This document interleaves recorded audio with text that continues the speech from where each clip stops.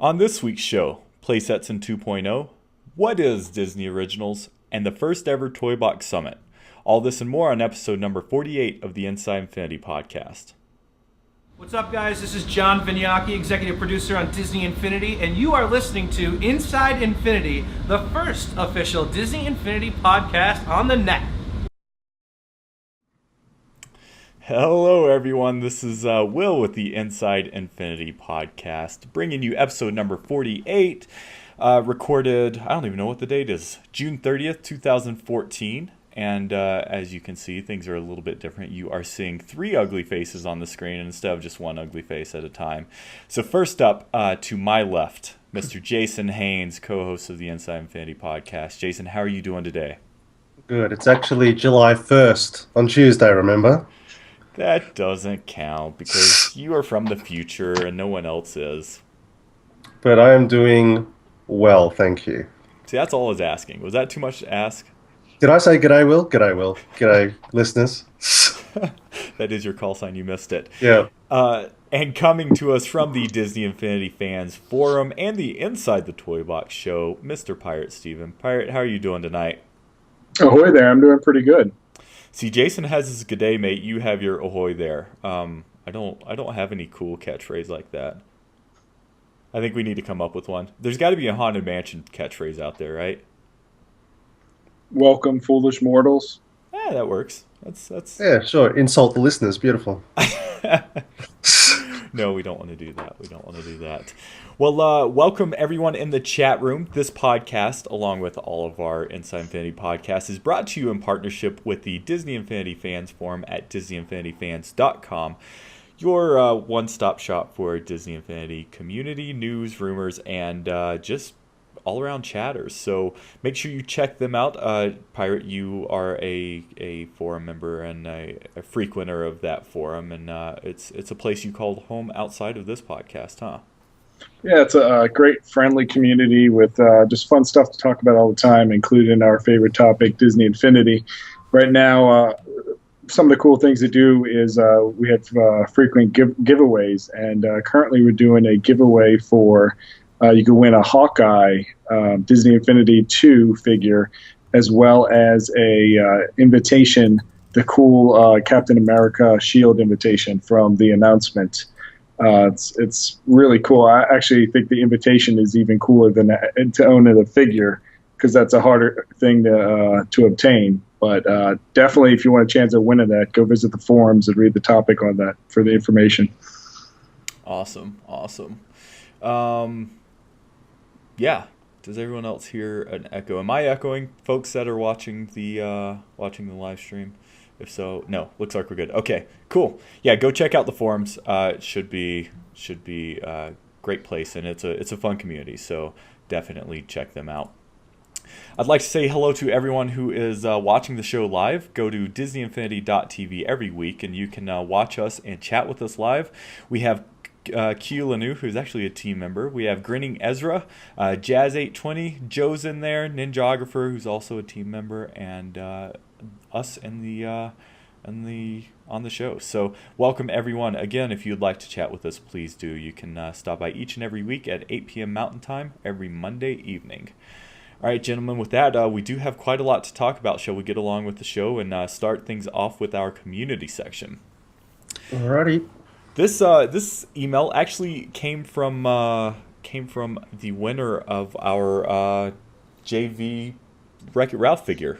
So Matt wrote in, "Hey Will and company, I was already going to write into the show after listening to give my opinion and ask a question or two. And then I was surprised by something I heard. For starters, my opinion on the dilemma of PS3 or PS4 that Steve C has is the same for me. I'll probably end up getting the PS3 version for a couple reasons. First, the Portal is forward compatible, so I will not lose out on purchasing that when I upgrade to the PS4. Next is the awesome fact that I would be able to play with the whole family on two PS3s. It's a little bit cheaper than two PS4s and two complete DI 2.0s. It's a whole lot easier to get past the wife, he said. I just have to wait a little to get the disc only or download release or buy a backup from Disney. Lastly, as Will noted, the graphics are slightly better for the PS4, but not blow you out of the water better, so I'll probably be happy with the PS3 version for now. That's his 2 cents. So last week, Steve C. asked that same exact question, and so it was just interesting hearing a viewer's kind of opinion on that. But the questions he has are this. It's in regards to Crystal Mickey. We know that he has a pedestal in the Hall of Heroes in 1.0, but it seems as though no more 1.0 characters will be released. Or will they? If not, will Crystal Mickey ever be released? Is it known if 2.0 will have physical crystal variants released? Or will there be downloadable skins only of the crystals? Mickey is the one I have wanted the most, so I hope Disney doesn't let me down. He enjoys the show. He listens to it weekly. Thanks for the fun, and he looks forward to years to come. So this has actually been reported, not really by us, but JV, right after he kind of kicked himself after our E3 interview, he told us something off camera that he meant to say on camera, and that is that Sorcerer Mickey or Crystal Mickey is coming. And Pirate, I know you have some insight to that as well a little bit. Yeah, it seems like Crystal Mickey is going to be in the 2.0 batch, and it was originally listed accidentally on Walmart's website as a 2.0 figure. So that leads us to believe two things: that maybe Toys R Us is not going to be the variant king of Disney Infinity 2, and that Sorcerer Mickey will be a 2.0 character in the Crystal version.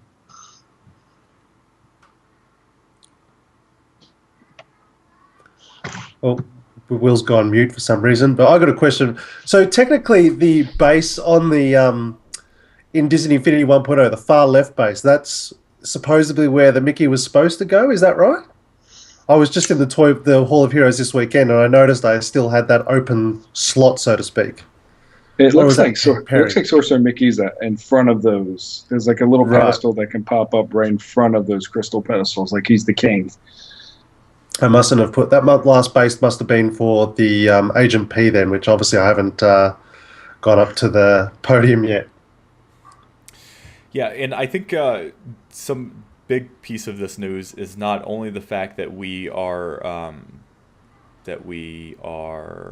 getting a Crystal Mickey, but also the fact that that it's coming for 2.0 and not for 1.0, which is kind of odd given the fact that it looks like it was originally intended to be in 1.0. And I guess do we take that as confirmation that we're going to get crystal figures as well? Has that already been confirmed for 2.0? Is there going to be a Crystal Captain America, so to speak? Well, it's been confirmed that Toys R Us is no longer getting exclusives. I don't know if that means we're not going to get crystal figures or not. But it doesn't look like Bonimation Kingdom's reporting that Toys R Us isn't getting Power Disc exclusives or figure exclusives. So who knows? I mean, if they decide to do crystals, there's no reason they can't do that at all retailers. I mean, it's essentially a variant, right?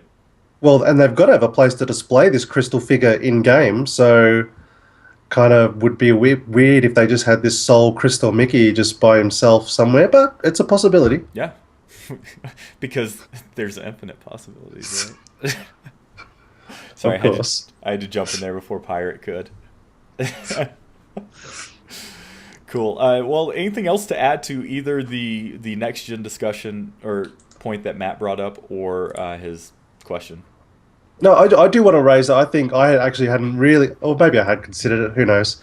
But I think he's spot on. It actually is an attractive idea to have two versions of the game. If you like, to buy the PS3 version, if you've already got, the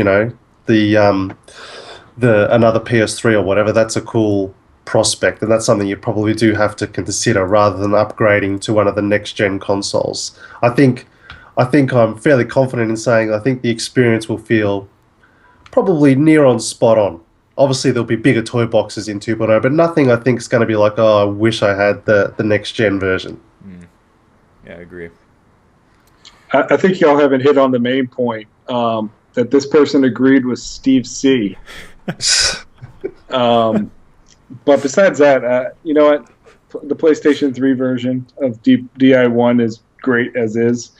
So I think the experience will be similar on 2. I just, from experience, have always learned to buy the newer version out there. Kind of like when Blu-rays came out. I kind of stopped buying DVDs because I wanted to get the Blu-ray experience and the next experience. And now I'm pretty much buying like all the Disney movies and all my other favorite movies on Blu-ray a second time. So you kind of future-proofing yourself if you buy the PlayStation 4 version or whatnot, because that's going to be around longer than your PlayStation 3 will. Yeah, that's a good point. But yeah, I agree with you. I don't know if we can trust Matt since he agreed with Steve C, and that makes you question his. No, we're just kidding. We love CC, and Matt, it's okay if you agree with them. So, well, congrats on that Wreck-It Ralph figure. We hope you enjoy it. Q Lanu in the chat is asking, since Sorcerer Mickey is on 2.0, does that mean that he has 20 level skill, a 20 level skill tree, as opposed to? I think what he's asking is he going to have like the just attribute upgrades from the original figures to the next one, or is he going to have like an actual skill tree like the Marvel characters are? My thought is that it sounds like he was originally designed for 1.0, which kind of lends to the idea that he would probably just have those upgraded abilities, but I don't know. Do you guys have any other thoughts on that? No. All right. Well, Matt, thanks for writing in. If you'd like to write in, ask a question, or just give your thoughts on Disney Infinity or anything that we discuss on the show, you can do so. Just drop us a line at info@disneyinfinity.tv, and we'll make sure to read it on air, and you get bonus points if you say anything embarrassing about any of us. So that's incentive right there. All right, gents, now let's go through the rumor section. We actually have some rumors this week. First up, we're going to discuss release dates. It was actually written in a Forbes article. It's been written 100 places, and we've even speculated on the show that it looks like the release date for Disney Infinity 2.0 Marvel Superheroes will be September 23rd. But one thing that this Forbes article does kind of outline is that this would be Wave 1, and Wave 2 would be occurring on November 4th. So just a few short weeks away. And unfortunately, I know we have lots of listeners abroad, and Jason hasn't heard one way or another of any solid release dates for Australia or Europe. But last year, I think it released about a week apart. Was that right, Jason? I think so. It certainly wasn't like an extended period of time by any means. No, it wasn't long at all. So for the sake of our best guess, we're going to guess that worldwide would be a week after both of these dates. So September 23rd for Wave 1, November 4th for Wave 2. What do those waves include? Well, the first wave is going to include according to this article, it's going to include the SpiderMan Playset and the Avengers Playset with all of the currently announced figures. And so what does that mean for Wave 2? Well, the first piece there is unfortunately the leaked Guardians of the Galaxy playset is rumored. Playset and figures is rumored to be part of that Wave 2. And then the other piece here that's been rumored is something called the Disney Original Starter Pack.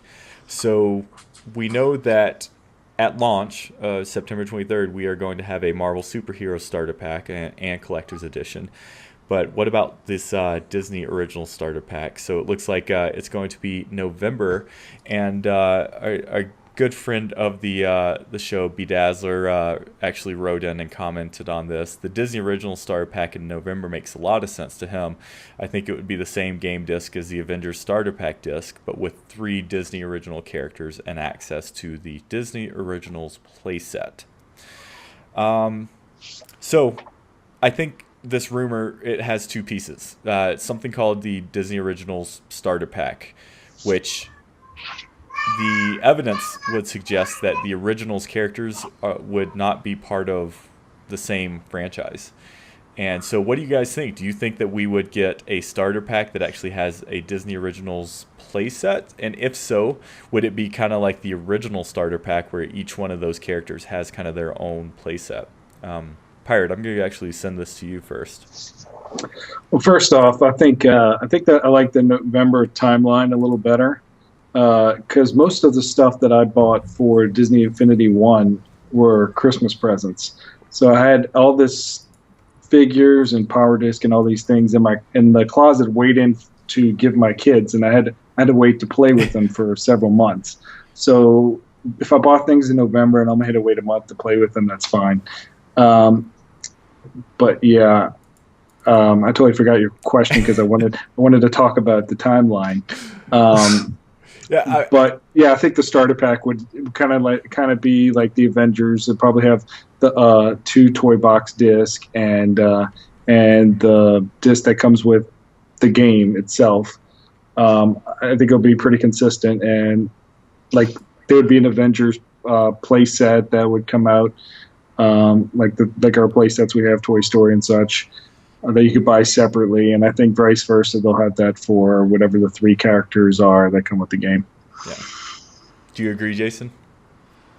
Yes, I think so. I still think it's a bit of a weird move because of that. The fact that you have to create a situation where if you're releasing the Avengers starter pack and this Disney Originals starter pack, you create a situation where you have to create an alternate Avengers playset to purchase separately, because no one wants to. I don't want to have to go and buy effectively 2 full retail Disney Infinity games to get the Disney Originals playset and so on. So you're creating a situation where you have to have basically the same thing repackaged, basically one version without the starter disc and one and the base, we're assuming, and one that has the starter disc and the base. So I don't know. I think that, to me, creates a little bit of confusion, because when the mother or father is in the shop and they're like, my child wants the Avengers playset, you got 2 different boxes there. Right. How, which one to buy? That creates a bit of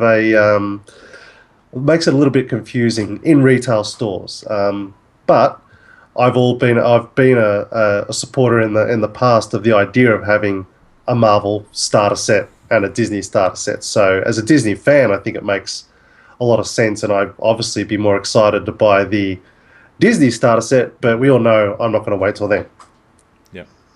Yeah, as Q Lino was mentioned in the chat room, that there's going to be a shelf space issue as well. There's going to be so much new product that Disney's going to be pushing out for it. I hope retailers are going to be able to handle this much new product. And it makes you think, what are they going to start to discontinue from what they currently have on the shelves from Disney Infinity 1? Because they got to make room somewhere. Yeah. Great point. All right, gents. Well, that's going to wrap up the rumors of the week. Now let's discuss some of the news items of the week. So first up, Vinylmation Kingdom reported they asked JV in an interview that they had about Disney park or theme park tie-ins. So last time around, we had the Dragon Gate unlock with the Magic Band, and for anyone who does not have that, and if you are on the PlayStation version, go to the forums and look for Pirate Steve. He's the ambassador to do that, but they do have people to unlock on each available system that can connect online to get that item. But so JV, according to JV, it looks like we are going to have more tie-ins, but nothing, unfortunately, much more specific than that. So yeah, we'll see about that. So while we were at E3, the next item here, while we were at E3, it was mentioned to us on a few different occasions that we'd probably be getting some more info prior to Comic-Con about Disney characters in 2.0. And it looks like there's actually going to be an event for bloggers in mid-July. So this is going to be before San Diego Comic-Con, and it's called the Blogger Bash, where John and company will be showcasing some new stuff for Disney Infinity 2. I'm guessing this will be a perfect opportunity to bring up some new Disney characters that they have yet to announce. It kind of it's obvious that they're probably going to focus on Marvel stuff for Comic-Con. It is technically a comic convention. So I don't know, guys. The Disney original piece, that's speculation. The actual news, concrete info is that there is going to be something called a Blogger Bash before Comic-Con in New York City. Do you think that would be a good place to introduce some new Disney characters? Well, Disney's going to have a Big Hero 6 booth at Comic-Con. So you would think that would be the most logical place if Big Hero 6 figures are in fact coming out. That'd be a good place to showcase them and show them off, as well as get some hype for them. And Guardians of the Galaxy has to be the other thing they're going to be hyping right before the movie comes out in August at Comic-Con. They could have the figures there as well and show off the playset. Yeah. But to answer your question about the blogger event, yeah, I think the blogger event might be a good place to do the Disney ones, and also the weekly Toy Box TV episodes. They could release a new figure each week, talking about like they've been doing with the Marvel figures. Mm-hmm. Well, I think that's great. It's obvious that they kind of want to push Marvel for this one, and they're not ignoring Disney fans by any means, but they do want to make sure that they keep focus on the Marvel stuff. And so having it at a smaller event like this Blogger Bash, or like you said, on Toy Box TV each week, makes perfect sense to me. I think that's good. Jason, you're shaking your head in agreement. Yeah, I think that's spot on. I think it's smart to focus on the Marvel and just create that brand separation and just make sure that people understand that this is not Disney. This is not a Disney game with Marvel shoehorned in. It is very much designed as a loving Marvel experience, but then to keep the fans quiet, you just underground release the info about, but hey, there's still really cool Disney characters coming as well. I think that's, that makes sense. I think that's a great way to expand the audience, and so far that's what they've done, I guess. Yeah.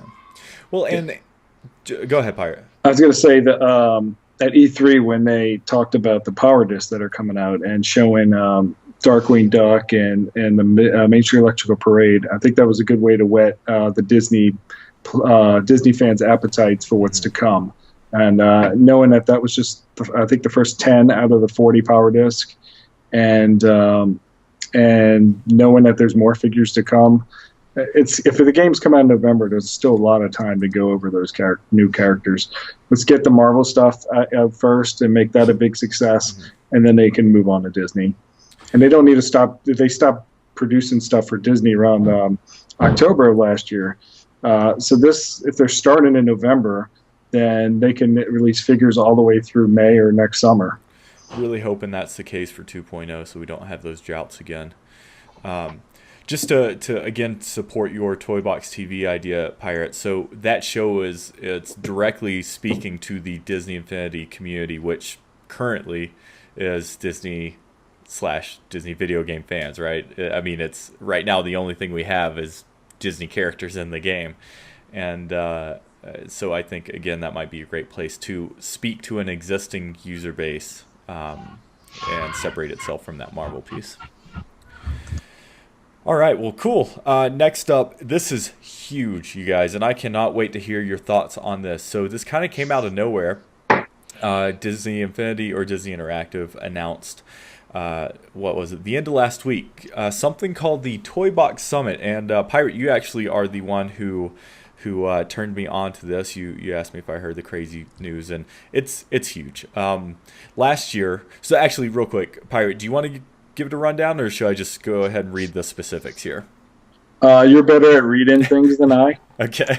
So I will listen to you read, and then and you will I respond. will make points at the end. Perfect. All right, so they announced something called the Toy Box Summit, and what it is, it's the first ever Disney Infinity Toy Box Summit at Avalanche Software in Salt Lake City, Utah. So the developers that make the game, this summit will be held at their development offices in Salt Lake City. It will occur August 15th through the 17th. The Toy Box Summit will feature an exclusive hands-on preview of Disney Infinity 2.0, a super-powered Toy Box competition, chats with the makers of Disney Infinity, and more. They will be flying out some of the top Toy Box artists to represent in person, and there will also be opportunities for the entire community to participate via a live streaming webcast.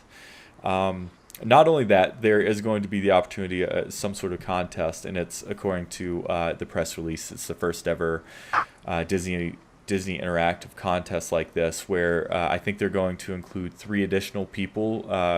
You can make a video showcasing a Disney movie toy box, and they are going to give you media assets to really make sure that content is of high quality. So if you have yet to win a toy box competition, or what they consider the top toy box artists, it looks like it will be open for others to be able to get a chance to go to that, as well as that webcast. So that's kind of the big piece of that. So Pirate, what do you have to say to this, other than the fact that it's crazy awesome? Wow, I mean, seriously, this brand, this Disney Infinity brand, first they started hiring people that are making these toy boxes, and then like they're coming out with these power discs, the Darkwing Duck, the ones that people have been requesting on Facebook and Twitter. They're really listening to their fans, and they know that. I mean, this is supposed to be a regular video game, but it turned out to be this huge community that's bonded together and made this great content. And I think it's fantastic what they're doing for your friends, their fans. What a great opportunity in this Toy Box Summit. I know they announced it the other day, and I'm nonstop looking on the internet. When are they going to announce more stuff? I got my fingers crossed. Come on. When am I going to get contacted? I think it'd be a very great experience for any Toy Box artist. So I'm happy for any of my Toy Box artist friends that would be able to make the trip out there. It's just going to be a great time. Yeah, and you hit on something that's pretty special about Disney Infinity and Avalanche Studios and Disney Interactive, is that they've proven their commitment to community, not only with the community outreach with events and like the Toy Box TV, but also the fact that they've hired from the community. I mean, that it's not completely unheard of, but it is extremely rare, and I still don't know if I've ever heard this to this magnitude of hiring from within a community. And then to not end there, which is hugely awesome, but then to say, hey, we're going to be throwing this not really bash, but this summit to bring together Toy Box artists, which is the bread and butter of the game, turns out, like you said, Pirate. And it's just, I don't know, it's amazing. Jason, I kind of want to hear your thoughts on this. Well, once again, Disney Infinity punishes me for opting for podcasting instead of training to be a Toy Box artist. Thank you very much, Disney. But let's put that aside. Not to mention, I'm in a country that I'm assume cannot partake. Are they going to fly me out overseas? Probably not. I'm busy anyway. Thanks for asking. Anyway, well, I think this is exactly... I think I even said this on our post-E3 show. Like, I think this is what Disney needs to do and have needed to do, is put the toy box front and center. And I think this will be an excellent opportunity because they're streaming this whole thing, well, we're assumed via Twitch, but whatever format it's coming in, they're definitely streaming this out. And I think it's going to be really good for the brand and the product for people to see what can be achieved in a toy box by some of the best artists. Because I don't know if everybody has really, well, we obviously have, but people outside of the Infinity community, I don't think have really connected the dots that Disney are allowing you to create your own fan fiction in the universes you love. And I don't know whether the general Marvel community out there has really clicked with that they can be creating their very own. For every Marvel fan out there who's ever complained about a crummy Marvel game or whatever, it's like, here's your opportunity to demonstrate what you think a Marvel game should be. Obviously, it's a pared down version, but I think that's what the power of this event is going to be. It's going to be showcasing the toy box, its possibilities, and inspiring people to say, that's a really cool idea. I've got an idea similar to that, or I'd like to try this, and they'll pick up the game to do so. Yeah. Well, Jason, I know you and I discussed a couple months ago. We were last year. They didn't really have a Disney Infinity community to reach out to like this. So what they did instead was they invited a lot of YouTubers out there that stream YouTube or stream games or make YouTube videos for video games, and had an event for them. And we were kind of asking ourselves if we thought that that was going to happen this year, and it could still happen, but I kind of feel like this is this year's version of that. It's you know, the YouTube creators of last year now within the context of the game are Toy Box artists of this year, and it's just awesome that they're doing this. I can't wait to see the event. It's cool that they're not. It's obviously an exclusive event, and it sounds like it's going to be for the most part invite only. But it's really cool that they are sharing the event with their entire fan base and live streaming the entire event. I mean, that was something that was really cool with the Marvel announcement, and I hope that's a trend that continues. And I would assume at this point it probably would. So. I also want to talk to the fact that I've been hearing this lately on other video game podcasts and so on that talk about the fact of, and I kind of wasn't really aware of this because until Infinity wasn't really my scene, but apparently this generation of gamers, like the kids that are growing up with games today, have very different mentalities to what ours was as we grew up with games, and more this next generation of gamers are picking games and sticking to them, like the League of Legends and the Minecrafts and so on. It's much more a culture now of picking a game and sort of sticking with it for years. And I sort of hadn't really connected those dots till I'd sort of heard it recently coming up. And I think whether Disney intentionally created this game to try and create something like that, but we're certainly seeing this trend of games that are much bigger beyond you know, what we're used to, which is you buy a game, you start it, you finish it, you move on to the next one, and so on, and the cycle continues. And it's clear that an event like this is talking to that. Yeah. I'll be quiet so I can shut my kids up. You move on with the show. So, yeah. That's the Toy Box, or the Toy Box. That's the Inside Infinity game right there.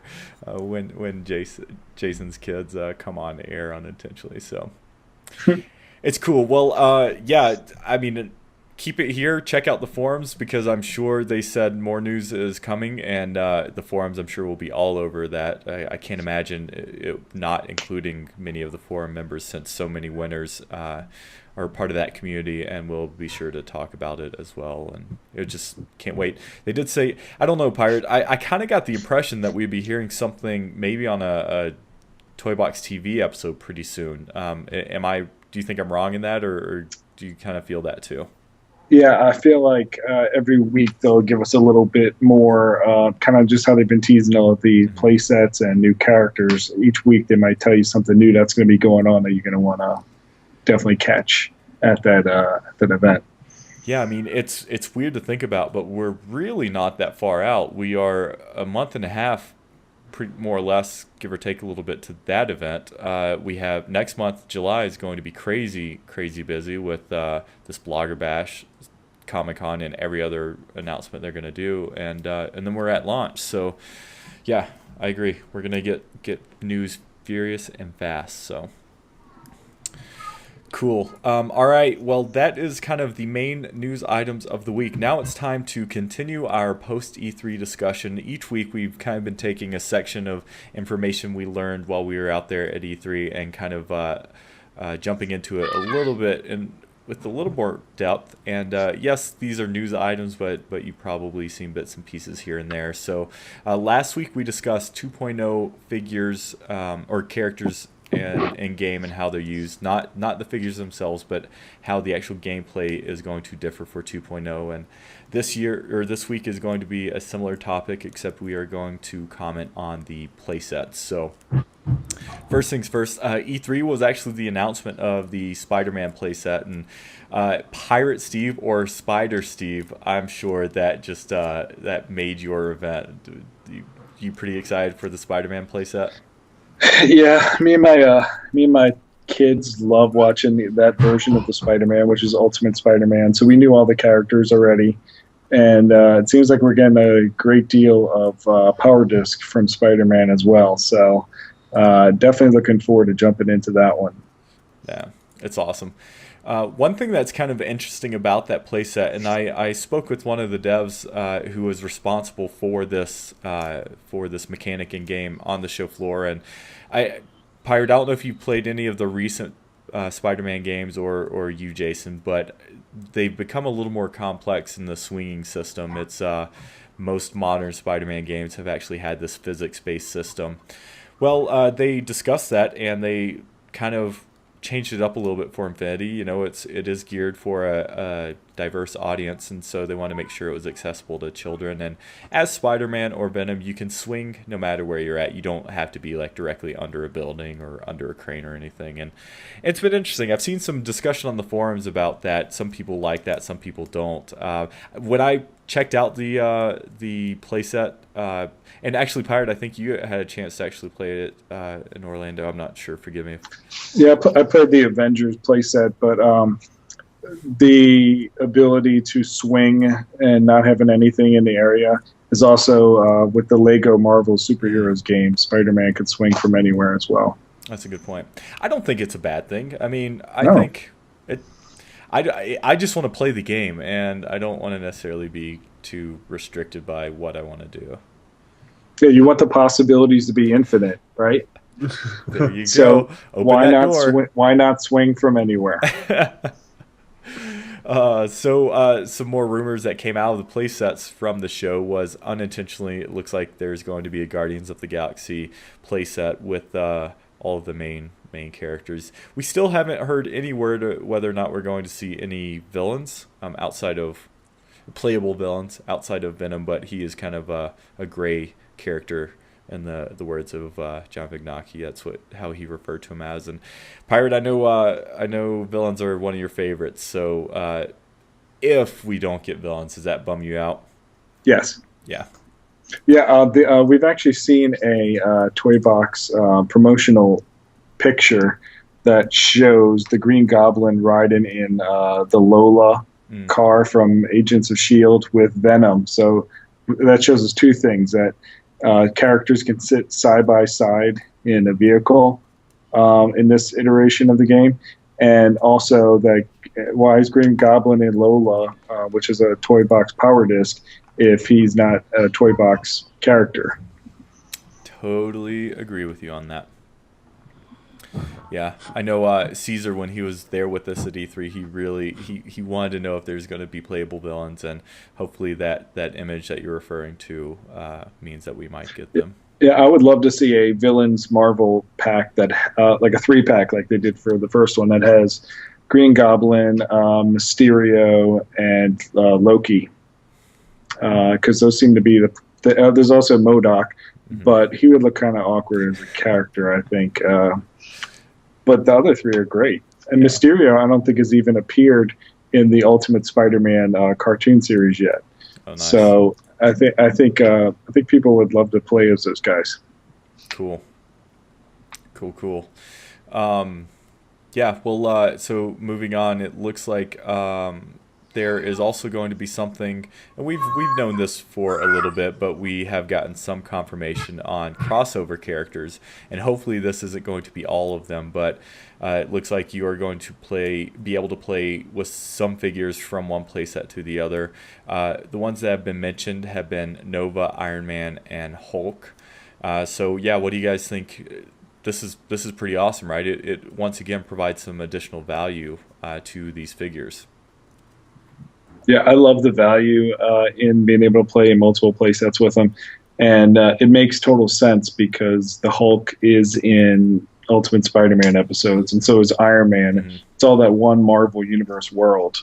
So I think it's fun to be able to bring those guys over to, like, Hulk going against Venom. I mean, that's great. Those little Venoms that run around. I think it's a lot of fun. Yeah, awesome. And you know, Jason, something you and I have discussed a lot is getting as much value out of these characters as you possibly can. I mean, they're I think adequately priced, but they're still they cost money, and you want to make sure. It's nice that they're not only doing these skill tree differentiations, each character doesn't more or less have the same physical abilities, but also that, if you have both playsets, or a character, say you have the Spider-Man playset but you don't have the Avengers playset, and you really want Iron Man, this gives you an opportunity to play with that character. I guess that scenario doesn't make sense because Avengers starter set, but you guys, what I'm saying, right? Yeah. Yeah, no, you're right. And I think more than anything, it's the skill trees that are providing the value, because, I equate value with a game, considering a game, to playtime and enjoyment. Mm-hmm. So the fact for $15 or whatever it is to buy a figure, and it's unknown how long it will take, taking cheating out of the picture. If you were legitimately leveling a character, I don't know how long that would take, but I imagine it's at least there's a reason to do it now. So you are getting, could be 5 to 10 hours out of gameplay out of every figure, and that's not even including if it's still going to include like its own the character's own adventure or whatever. Yeah. Yeah, it's cool. I'm excited about this. And how this is actually going to work is that throughout these playsets, there are going to be tokens, and you have to collect these tokens.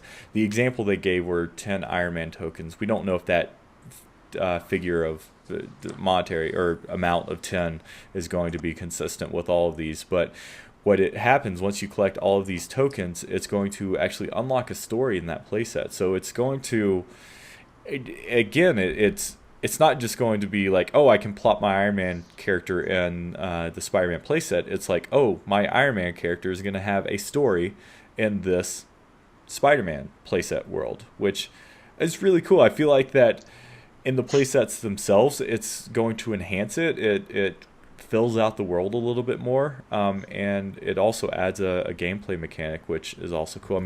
Collection is a huge part of this game in real life and in game, so this only makes sense. Yeah, I can't wait for more information of this to come out.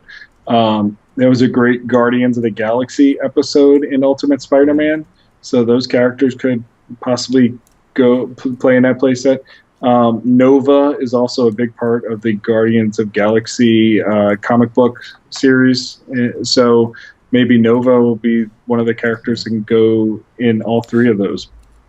Yeah, that would be really cool. One question mark that still remains for me that is, in my mind, an obvious crossover character, but that's because I'm coming more from the Marvel Cinematic Universe and not the cartoons, is Director Fury. It seems like he would have to be a crossover character, right? Or am I wrong, Pirate? Since I'm not really up, I'm not with it in the cartoon. Although I'm catching up. I found him on Netflix, so I'm currently watching them to develop. Yeah. I would say Fury could crossover to both of those as well. Thank you for agreeing with me and not like an idiot. Another good thing to bring up is if as you're catching up on your Ultimate Spider-Man, Wolverine, the Ultimate Spider-Man Wolverine, played a good part in a couple of episodes. So even though Disney and Marvel or Disney doesn't own the X-Men cinematic universe, Wolverine was a character in the Ultimate Spider-Man, so technically they could release a Wolverine character in that version down the line. So, Pirate, you were involved in a Twitter conversation that I said for a certain Disney character, if I got a specific costume change disc, that I would eat my hat. Well, if I get a Wolverine figure in 2.0, I will have to eat another article of clothing. Because he's my all-time... You heard it here. Exactly. He's my all-time favorite Marvel character, so that would be pretty epic. All right, well, let's continue on with the playset conversation. And yeah, actually, it's being discussed in the chat room. We briefly glossed over it, but Hulk is going to be a crossover character into the Spider-Man playset, right, Pirate? Yes. Okay. That's been confirmed. Sweet. Awesome. Now let's discuss Sparks. So Sparks is something that is very different in 2.0. This is, Sparks and the last game were basically there were two. I can't remember, but there were two different types of Sparks, right? One was experience, and then one was kind of money, right? I don't remember. It's been. I think all this. I thought sparks were all to do with your leveling of your character and the was it the stars that were your currency? Yeah, stars were the currency, but I feel like in game was it in game you got I don't remember. Anyway, I know there is red sparks and green sparks. It's been a while since I played a playset. I spend all my time in the toy box these days. But there's lots more sparks in 2.0. So let's just go down the list here. Honestly, I saw a lot of these sparks at E3, and I was pretty blown away. And I didn't know what they all were, so it's nice to get some clarification. So green sparks, what they do is that regenerates your health. That's something that is new this time around. There's a new health system this time around, and so these green sparks are probably going to be more important in this one, because if your character dies, they are kind of in a timeout, and you have to either restart at a checkpoint or drop down a new figure. We also have blue sparks. So these are the sparks that are now going to be the economy in 2.0. Next up, we have purple sparks. What the purple sparks do, they regenerate your special abilities. So I don't know what that means exactly, because I know other kind of special things in the game, like the hero power disc that you can throw down, like the Winter Soldier and Iron Patriot. Those are actually on a cooldown timer, so this is for actual special abilities, I assume, that you unlock with your skill tree. And then the orange sparks is to gain experience, to level your characters. So I don't know. I think the advancement of this is a really good thing, but for new players, I really hope that the tutorial system is pretty robust, because this will be pretty confusing, especially for 1.0 players. For people who are new, this is something that they're just going to learn from the ground up. But for some of us Infinity 1 players, it's something completely new we're going to have to kind of wrap our head around. That's a lot of colors to memorize. But I definitely think around this go around, I'll probably use some of those power discs that might generate specific sparks. Like I didn't really use those ability power disc in this first iteration, because I thought it was easy enough to get sparks or the money. But it makes the power disc more valuable if I can if I need certain sparks in the game. Yeah. I agree. Like, especially the health spark too. That's going to make me want to use power disc that boost your health or boost your damage, because you want to do more damage before. Jason, do you think this system is too complicated, or do you think it's perfectly fine? No, because I think at the end of the day, it's not like I'm assuming. I think I saw this. I might have to clarify, but I'm pretty sure like when you kill an enemy, all different color sparks come out. Like I don't think it's like you need to specifically go hunting after. Am I supposed to be collecting green or blue? I think it'll just be a matter of just different color sparks come out like a rainbow. You collect them all, they'll fill the bars. Who cares really what it does? Like it's only if you're you'll learn it over time relatively easily. Like it won't take green, for instance, it makes sense that that's your health. That's fairly standard in a gaming world, so I don't think it'll be an issue at all. Yeah. Well, and I'm definitely for this idea, because it is going to. It's a gameplay mechanic, and it makes that a little more complex, and so I just hope, and you might be able to answer this, is the way that you collect the sparks any different? Because I remember at one point I was kind of a pain when the sparks were just out of your reach, had to sort of go out of your way to do a bit of a loop to collect them all, or is it draw them to you a bit easier this time? Well, I assume, like what Pirate said, is enemies are going to, or I'm sorry, Jason, maybe you said this, but enemies are going to give off multi-sparks. But then I'm sure there's going to be bonus sparks spread out throughout the game to kind of entice you to either, I can see it behind this cave. Now, how do I get there?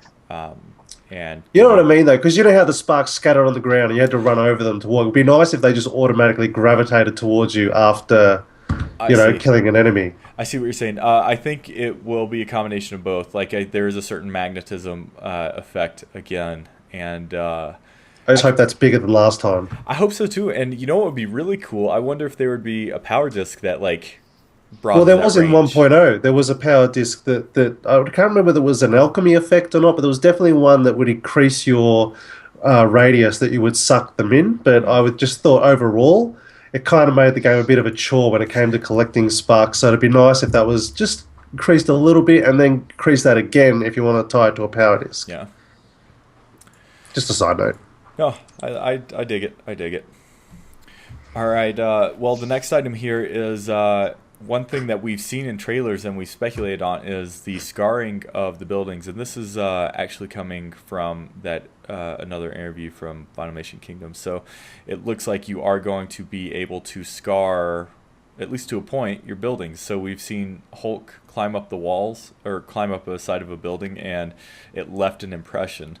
So it looks like that is going to be the case, but it is not going to be permanent. It looks like over time it will kind of smooth itself and repair itself a little bit. So Pirate, have you heard anything else about this? Because outside of Jason and I's speculation, this is the first time we kind of got confirmation of that. I saw it, but I didn't know it was going to be a temporary thing. I would have to guess it'd be temporary. Yeah. A little side story I have on that is when I had the opportunity to play the game at Downtown Disney during the Cars Masters weekend, I was playing as Hulk, and the other people in the booth were like, "Yeah, you could be wall crawler, but I don't know how." And I did it right away, and they're like, "Oh, come check this out." It's like you work at the game. Why am I showing you this? You should be showing me. But it was fun. It was a lot of fun to do the wall crawler with the Hulk. I mean, he just jumps up high, and then you push. I was playing with the Xbox. I'm not too great with the buttons to be able to explain it, but you just hit a different button, and he just holds onto the wall, and then you just jump up and hit the button again, and it was fun doing that. Awesome. Well, that's the ultimate skills of the Marvel pirate, Hulk pirate. I guess we should call you in that situation. I'll make him angry. I love it. I love it. Last item here for playsets is the scale. So it looks like that both of the announced playsets are occurring in their own versions of New York City, but those are different versions, right? And the canon of the stories that they're representing. But let's discuss scale a little bit. So in an interview with Game Informer, John Vignacchi said, "Our largest playset in Infinity 1 from an overall footprint size was Metroville from The Incredibles. To offer a direct comparison, Marvel Manhattan," which would probably be the Avengers one. Well, I guess that could be either. Marvel Manhattan, which is what they were showing off, is 4 times the size of that playset. That's impressive. I mean, I didn't think the Incredibles playset was small by any means, but the fact that it's 4 size, that's not only technically pretty impressive, but gameplay-wise, it's just going to be awesome. Definitely. And I think that's probably is why it has allowed them to generate an entire Iron Man story within that playset, so to speak, that there's enough space to throw those extra tidbits in, which is, again, great for the for your dollar. Again, we've created a situation where not only you've got an Iron Man character that you can use in the playset, you're getting an actual full-on playset style quality story for that character, in addition to the potential adventure and then all the level up stuff. It's a pretty awesome prospect. Yeah, totally. All it makes me do though is if there's going to be 10 Iron Man coins that you have to find, I know space that big. Any of the collection quests, really. Oh my gosh, that's going to be insane. You're gonna be buying that strategy guide, huh, Will? You better believe it. Yep, I'm gonna have it like taped to the side of my TV. So yeah, when I was playing the Avengers playset, one of the things I liked was they had this little meter. So I had to go to a certain place, and the city's so big you don't know where you're going. But they have this little meter that has a number on it, so it's kind of like hot or cold. So if I'm going further away from where I need to go, that number is getting larger. If I'm heading towards the right direction, it's getting lower until you finally hit the 0. So I thought that was a good tool to have in there, because I was just riding around on a motorcycle and running into the city. So like it looks like a real city, so I'm just running into buildings and trying to find the right way to go. And if it wasn't for those meters, I wouldn't have been able to find it. Yeah, that's awesome. That's good to know, though, that it kind of has that progression system, or that visual progression to show you how your progress. So, can I just say I came up with another idea. It's my catchphrase. Sort of playset related. I'm a stellar dad. I let my girls play Disney Infinity on the weekend. I took the PlayStation 3 down to the thing and thought, right, there you go for it. It's like, for any collector out there, that's like a stressful thing. Like, literally the first thing my daughter did was, watch me, I can balance this figure on my hand and it hit the ground like 3 times. I'm like, seriously. Anyway. I don't know what to do with them. I'm just like, here's the controller. There's the I don't remember. I think I put them in one of Pirates' toy boxes. Actually, they hated it. They kept falling off It was the Donald Duck birthday one, and they just kept driving off Donald Duck's head. I thought, this is useless, Pirate. What? This is not designed for me. That's the easiest one. Anyway, it kind of got me thinking again, and I've said it before on the show, but I wish there was either a playset or even a spin-off game that Disney would make that I would call Disney Infinity Meet and Greet. That just let kids swap the characters on and off the base. It would be like what was that game on the Xbox 360? The one with the tiger. Oh, Connectables, or whatever that one was called. I think that'd be awesome, because my 2-year-old has got no idea how to use a controller, but my gosh, she loves swapping the characters around and giving me a heart attack. And potentially losing power discs down the back of the TV unit. But I don't know. I kind of feel like either let's bring out a discount playset that is designed to do that, or it'd be a cool little $10, $15 downloadable title just to sit on your console. It's like, toddler mode. And they would have a ball just interacting with characters, and you could make it either interactive through buttons or just mix and match characters and have them create dialogues with each other. I think that'd be amazing. I think it's the one segment of the audience that they're not really catering to, the young kids. However, in saying that, I'm a terrible dad and I don't let them play it enough, so I don't give them an opportunity to actually get good at it. So it's your fault, is basically what we're hearing, ultimately. Quite possibly, but that's not my problem. Disney should be providing content for me so that I don't have to teach my children how to play complex play sets. Oh, that's too funny. Whenever I go to Toys R Us or Target with my 3-year-olds, at least 15 minutes at a time is the babysitter of the Disney Infinity display stand, where he'll just continuously swap out characters to put on a stand to see the trailer, and we'll do this for 15 minutes at least every time. I'll just sit there, I'm checking my phone for like 15 minutes while he is playing with all of the trailer videos, which is fine. Keeps him entertained. And then he comes home, and every time I'm playing, he wants to be Mike Wazowski. I'll switch it to somebody else now. I'm doing Mike Wazowski. Falling off buildings. It's crazy. That's cool. Mayhem. But I would love to see a video of Jason's children playing Disney Infinity. I think that would make a great show. I think we need to do that, Jason. We need to maybe set up a Twitch stream of just that. I'd watch it. I'll have to put a language filter on it. Just for you or for your kids, because I'm really starting to question your parenting now. It's messy. We won't go there. Could turn into quite an ugly reality TV show. That's awesome. But To the figure's credit, not one damaged figure yet. Wish I hadn't said that. Just jinx yourself. Look forward to next week's episode because it's set up there. I'm like, this is yours now. You can play Infinity whenever you want. Daddy's waiting for PS4. I've had a Sully character fall on the ground and him kind of doing just a clean snap off his base. Is an easy glue and it totally worked after that. You can't even tell. So nice. just in case it happens, Jason. Nice. That'll be the show. The do-it-yourself fix your Infinity figures. Coming soon. As long as it's a clean snap and not like Violet's head or something, then you're all right. Awesome. All right, gentlemen. Well, that's going to wrap up the news and rumors of the week. We hope everyone in the chat room enjoyed it. Again, you can check us out and watch us live each Monday evening. Just go to DisneyInfinity.tv. You can also find works there. Oh, I can't talk. If you like our video content, please check out our YouTube channel, youtube.com/DisneyInfinityTV. Subscribe. We would appreciate it. We like the conversation and comments on the videos. You can also listen to the audio version of this podcast on either iTunes or Stitcher Radio, which is device agnostic. And just look for Disney Infinity TV there.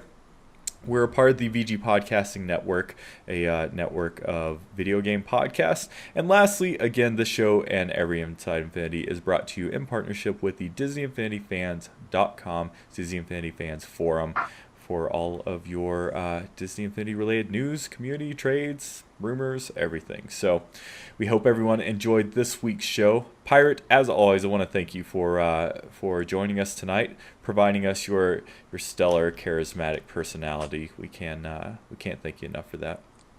Thanks for having me. It was fun, as usual. And if people want to reach out to you, your Twitter's right there on screen, but they can also find you on the forums, right? Yeah, come check me out on the forums. Also, the Inside the Toy Box podcast. We're going to be pushing out another episode next week. Definitely check it out. The first episode went live last week and got a lot of good reviews and even inspired some new toy box artists, which I heard. So I think that's the mission accomplished there. Exactly. Yeah. Thanks for reminding me. So we finally got episode 1 pushed out last week, and I say we as in you, myself, and Cher from the forums. It was a team effort, but you had a special guest on. You had Papa Echo, Toy Box winner, who you also announced on that show a special announcement. We're not going to tell you here, so you are forced to go find that episode and either watch it or listen to it. So, but Pirate, that show is awesome, and you actually. Through episode 1, you and Patrick, Papa Echo, inspired me to actually give my old college try to the challenge of this week, which is the Disney Movie Challenge. So, Jason, thank you, sir, as always, for joining me and helping me do this thing. It was a good show. Always fun. Good time to get a break from the kids. I don't know if you could hear them at all. School holidays here, so it's straight back to fathering after the show. I think they're in the other room playing Infinity. Yeah, probably destroyed figures. Who knows? Yeah, I was gonna say, did you hear that snap, Pirate? Because I heard something snap. Possibilities are infinite.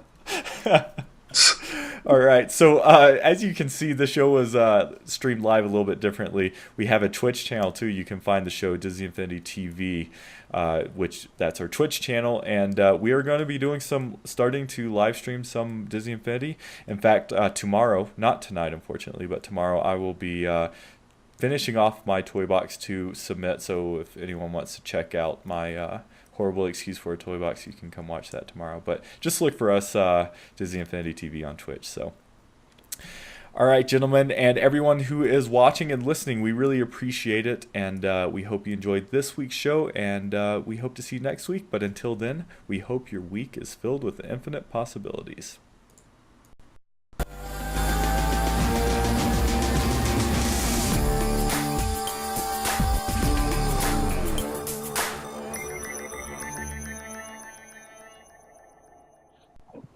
And the after show, we're still streaming, but we'll probably end that here in just a moment. Legitimately got me worried now about my figures. Yeah, you're literally stressed out now. I see a little bead of sweat going down your forehead. it was the power disc that was killing me. They're like throwing them and like flattening. I'm like, I've only got one set. If one of those drops down there, like, oh god. How do you store them, Jason? Do you have like them in a book or the Yeah, I've got like capsules? no, it's just stacked on a book, stacked in a bookcase, just loose. I had them in my because I've still got the booster boxes I bought, so I had them just like neatly stacked in there, all my duplicates and stuff. But yeah, I just store a singular set in a bookcase at the moment, and they're getting big enough now that they can pretty much reach everywhere in the house. So there's no putting stuff out of reach anymore. Well, the funny thing about a power disc too is like when you do lose one, you're probably not going to know how long it's been gone, and so you're not going to know when to look for it. Which I was like, I need to get the albums, and now they tell me they've cancelled album 3, so they can't do that. But I need it just so I know where's the missing gaps. Yeah. Cool. All right, gentlemen, shall we call this a night? Yeah, Let's call it. Great. All right, again, everyone, thanks who tuned in and was chatting with us, and we will see you next week. See ya.